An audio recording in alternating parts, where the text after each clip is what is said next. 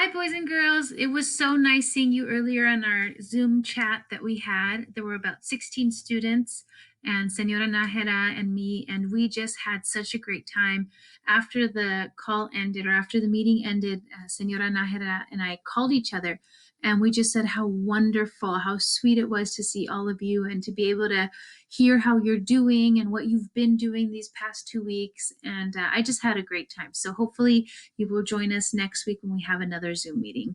But as promised, I have a story that I'd love to read to you. This one is called May I Come In? And it's on Epic. So if you have Epic, pause the video, find this story and read along. And if you don't have Epic, well, just sit back, relax, and enjoy. May I Come In? Written by Marsha Arnold, illustrated by Jenny Poe.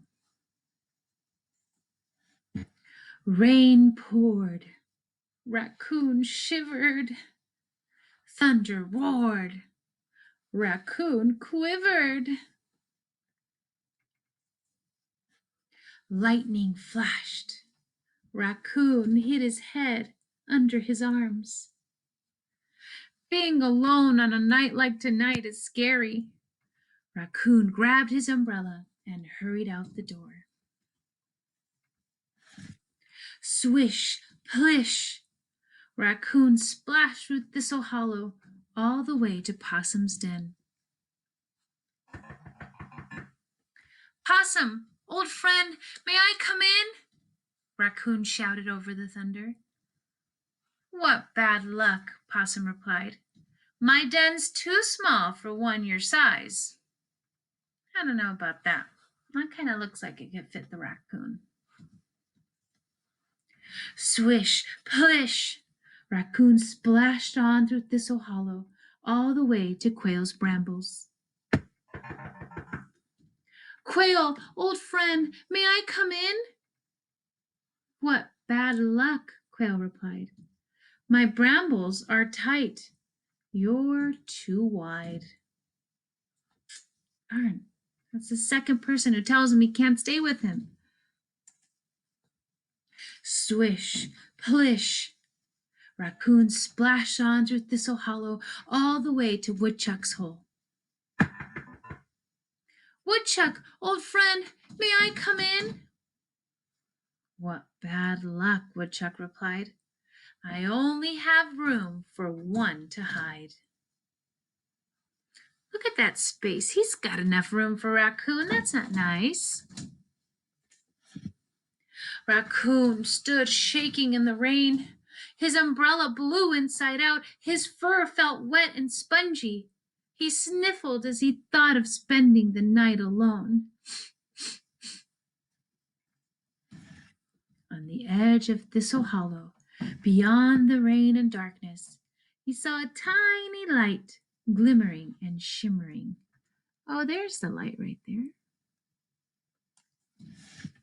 Swish, plish, swish, plish, swish, swish, plish.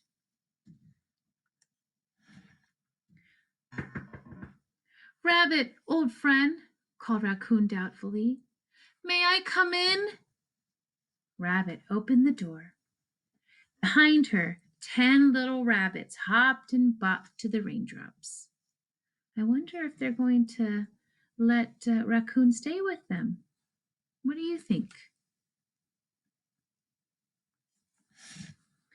Never mind, Rabbit, said Raccoon, backing away. Your house is full. But good luck, said Rabbit. Come right in. There's always room for a good friend. Now, is that what you think would happen?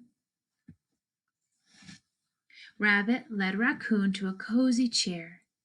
10 little rabbits hopped and bopped. Rain poured.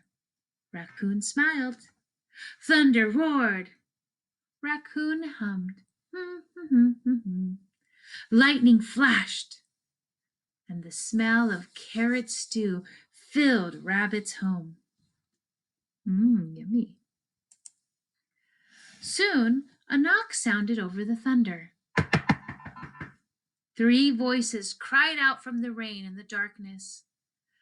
Being alone on a night like tonight is scary. Now I know who those three are.